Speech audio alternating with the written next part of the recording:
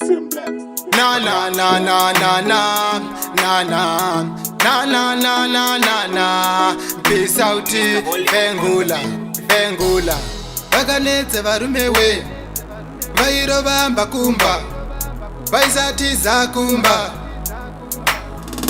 Peace out, rest in peace, rest in peace. Kuna ivo dewa, rest in peace, rest in peace. Kuna iye shagata, rest in peace, rest in peace. Kuna iye Zulu, rest in peace, rest in peace. Dini wenyu msukuru vairo katanzi chaidiwa nemafanzi vakaita mbiri nyangwe kumuzanzi angari madhara pamagitare vakazovigwa kwa mutare kumusha kwavo kuchakare vakatirwadza rume ava. Rest in peace, rest in peace.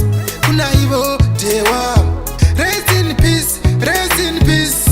Kuna iye shakata, rest in peace, rest in peace. Kuna iye Zulu, rest in peace, rest in peace.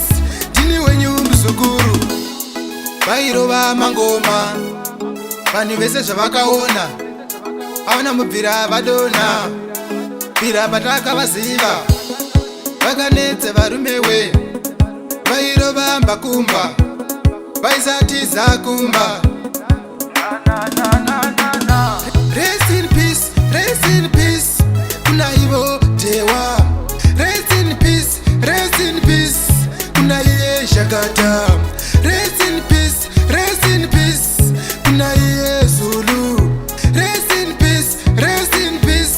Dini wenyu msukuru vairo katanzi chaidiwa nemafanzi vakaita mbiri nyangwe kumuzanzi angari madhara pamagitare vakazovigwa kwa mutare kumusha kwavo kuchakare vakatirwadza rume ava.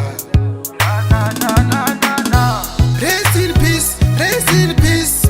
Kuna ivo dewa, rest in peace, rest in peace. Kuna iye shakata, rest in peace, rest in peace.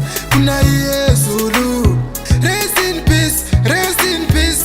Dini wenyu msukuru vairova mangoma vanhu vese zvavakaona avana mubvira vadona bvira patakavaziva vakanetse varume we vairova mbakumba vaisatiza kumba.